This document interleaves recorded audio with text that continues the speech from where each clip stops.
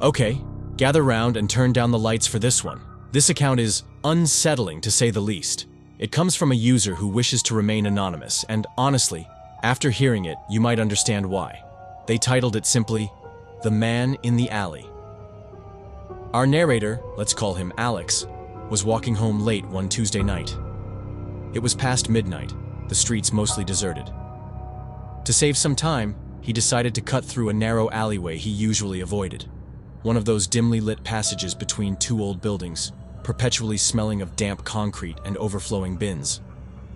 He was about halfway through when he saw him. Standing near a flickering caged bulb attached to a brick wall was a figure.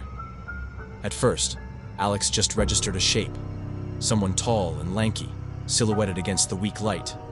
But as he got closer, maybe 20 feet away, the details began to resolve. And that's when the ice-cold dread started to prickle at the back of his neck. The man was wearing a bunny mask. Not a cute, fluffy Easter bunny mask. This was wrong. It was an old, oversized thing with long, drooping ears, one of which was bent at an unnatural angle. The paint was cracked and peeling, but it was the face of the mask that made Alex freeze in his tracks. It looked like it was rotting. The faux fur was matted and discolored in patches, turning a sickly greenish brown. Around where the mouth of the bunny should have been, the material was shredded and dark, as if something had been gnawing at it from the inside. One of the plastic button eyes was missing, leaving a dark, hollow socket.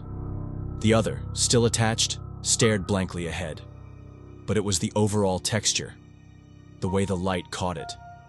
It genuinely looked like decaying flesh, stretched taut over a leering, animalistic grin. Alex said he could almost smell it. A faint, sweet, cloying odor that mixed with the alley's usual grime. The figure was perfectly still, facing slightly away from him. Alex's first instinct was that it was some kind of grotesque art installation, or a very, very disturbed prank. He even thought about calling out. But then, the head turned, slowly, deliberately, with a slight, almost imperceptible crick, as if the neck beneath the mask wasn't quite right.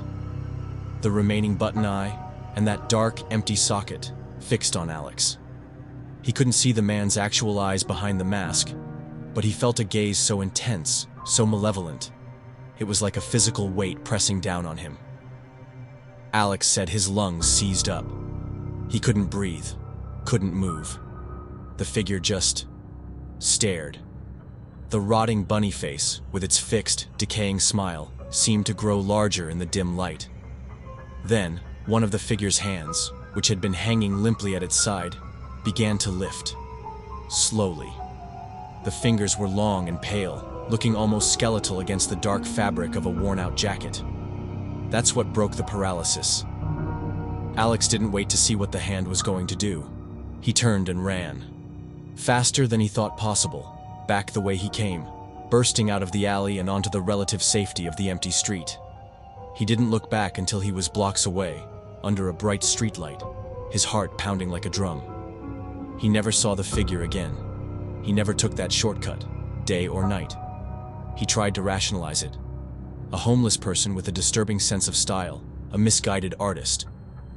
But he couldn't shake the image of that mask, the visceral feeling that what he saw wasn't just dirty fabric and paint, but something genuinely putrid. What was behind that decaying bunny facade? Was it just a disturbed individual? Or was it something else? Something that chose to wear the grotesque mockery of innocence in the darkest corners of our cities. Alex says he still has nightmares about that face. The rotting smile, the empty socket, the feeling of being watched by something that wasn't entirely human. It just goes to show, you never truly know what horrors might be lurking, just out of sight, in the places you pass by every single day.